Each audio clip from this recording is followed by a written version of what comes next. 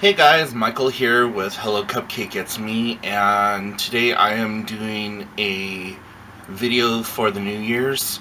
As of right now, today is January 2nd, and so the whole aspect of this video revolves around just being grateful and taking time to reflect on what is in your life versus what's not in your life.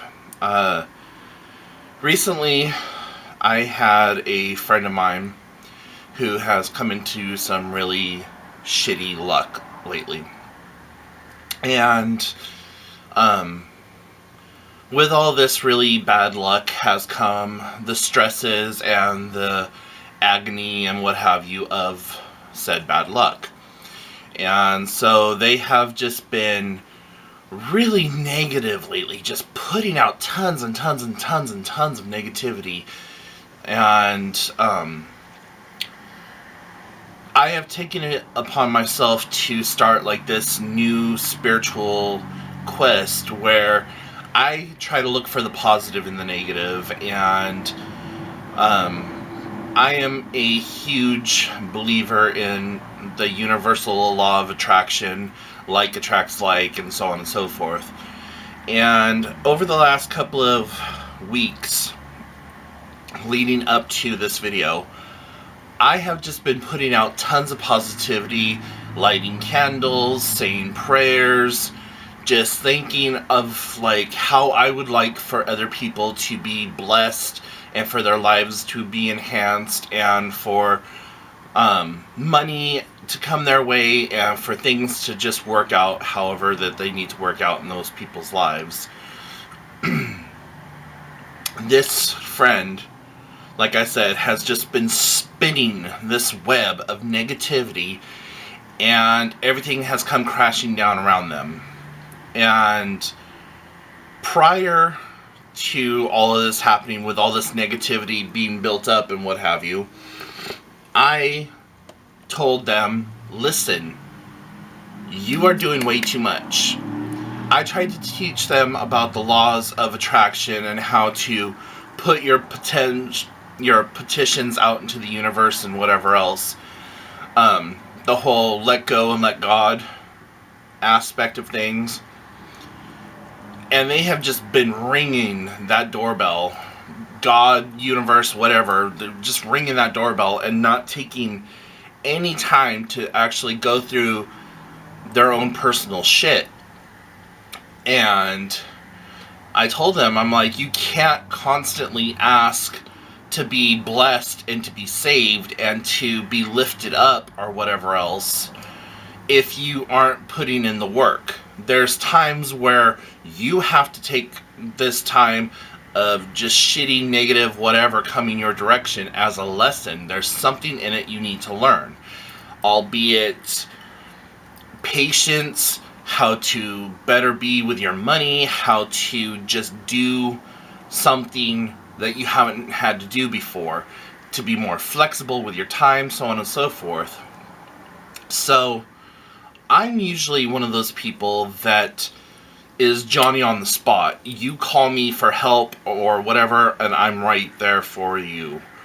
But my spirit was telling me, Michael, take a step back. Take a step back and let this person go through the mud themselves. This is what they have to do. So as much as it hurt me to have to do that and to be that way with a friend, I have seen over the last few days the change in that person. Oh, well, you know what? I've had to do this, this, and this, and I'm getting this, this, and this because I had to go through that. And even though it has been semi-negative, it's still been more on like the positive side of the negative, if that makes any sense at all. So I know in the past, I've posted tons of videos about me just being like super negative, talking about how I'm just really pissed off at the universe and whatever else. And I'm not going to say that I'm not going to do that in the future, but as of right now, that is one of my goals for this year is to try to see the positive in the negative. I'm having a really good mental health moment right now, so things are really clear for me, and I'm feeling positive. I don't know how I'm going to feel tomorrow. I don't know how I'm going to feel 3 months from now or whatever else, but as of right now, this Michael, right here in front of the camera, I'm feeling extremely positive, thankful, and blessed for the things that have come into my life, that are coming into my life, and just blessed in general. So that's what I want you to try to do this year, is take a moment, step back, and even if you're going through some massive shit, look at the positive aspects of it. Your car gets stolen or whatever else. Yeah, that's shitty. Yeah, you put in a lot of hard work to get that car. But take a second, step back, and look at the positive aspects. You don't know what is coming around the corner for you. You don't know why you're going through these trials and tribulations. I know I don't normally talk about spirituality and stuff on this channel, but to make it more relatable for those of you who are Christian or follow the Bible or whatever your religious practices may be, say Christian, for example, even Job had to go through some shit. God put him through some horrible trials and tribulations, but at the end of the day, he was still thankful and happy for what he had, what he has, and what he will have. So that's the universal law of attraction, is to put out that positivity and accept the positivity. Find the light in the darkness, find the positive in the negative. So that is my New Year's resolution. It's one that I'm hoping to be able to stick with, and I'm keeping my fingers crossed that I'm able to continue doing that. The next thing that I have, I'm looking for it right now, but there has been a huge development in my life as well. And I recently started taking classes to become a peer counselor. And I can't find my certificate right now. Oh, here it is. But I've passed my classes. I don't know if you can read that or not, but it says Certificate of Completion, Behavioral Health and Workforce Collaboration, Certificate of Achievement, awarded to Michael Peterson for completing Certified Peer Counseling, or Peer Counselor Training. So, there's that.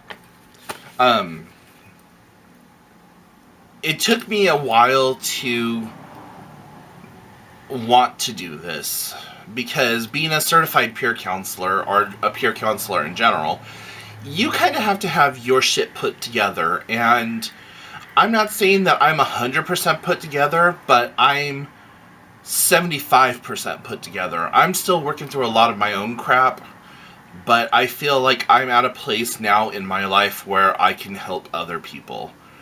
And so by having finished out this training, I still have to do one in-person class and then find an organization to donate 40 hours of time to, and then I become state certified, or federally certified or something like that. Right now I am certified as a peer counselor, and that I've taken the training to do so.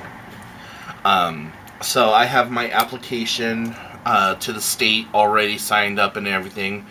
And what I want to do is I want to be a per diem volunteer counselor. So, like, if somebody calls the suicide crisis hotline, or comes into the hospital or to the jail or whatever, and just needs to talk to somebody, I want to be there for them. I'm not going to work for any one particular agency. One, I can't really do so based on the terms of my Social Security disability.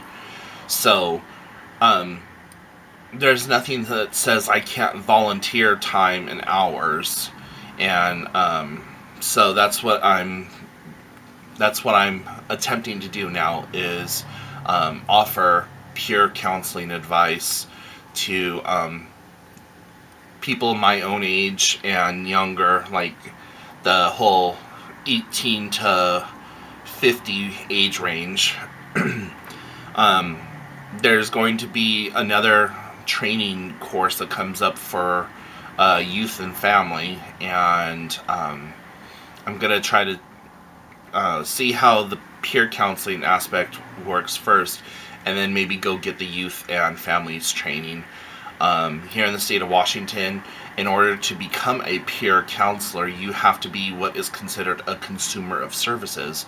So because I'm on DSHS, or welfare, I'm on Social Security and Social Security disability. I've gone through the mental health system here in the state of Washington and have several government agency funded programs that I'm listed in and partake of. I am a candidate and basically a shoo-in for peer counseling treatment for other people. Also, when I was younger, I had an addiction to Valium. It was back in the day before they really regulated pills and stuff. I was somewhere in the 8 to 10 year old range, and basically they handed me a bottle of pills, and said, if you are feeling sad, mad, upset, depressed, whatever, you take one of these pills. No one told me, like, how often I should take a pill. Like, if you take a pill in the morning because you're sad, mad, depressed, whatever, don't take another pill until evening. Well, no one told me that, and I had absolutely no adult supervision in taking these pills. So, I was popping them like Tic Tacs. I would just walk around and, oh, there's a pill. And I would get all high and euphoric from it. And then I would go throughout the rest of my day, or I would sleep, or whatever else. And I used to take some with me to school. And so being bullied in school my whole life, and, well, up until I'm going to be 38, so up until just recently, been bullied, I would take a pill. And so when I burnt through an entire month's worth of Valium in less than a month, I was cut off cold turkey. And so I know the physical and painful symptoms of coming off a hardcore drug. I was left to my own devices for 2.5, 3 days, where I just detoxed, and I hurt, and I was angry, and I was crying the whole time, and just no one told me, no one explained to me why I felt that way, what was happening to me. My biological mother should have taken me into the hospital or to the doctors or something, so that I could have come down through adult or professional supervision, but she didn't do any of that, and I wasn't in the right headspace to explain to anyone what was happening to me. But clearly you could see that I was having withdrawals from this. And so had I had a little bit more knowledge at the time, I would have called my dad, I would have called my grandmother, I would have called somebody to come and help me. My dad, having had been an addict at the time, would have understood and knew exactly what to do in order to help me come down.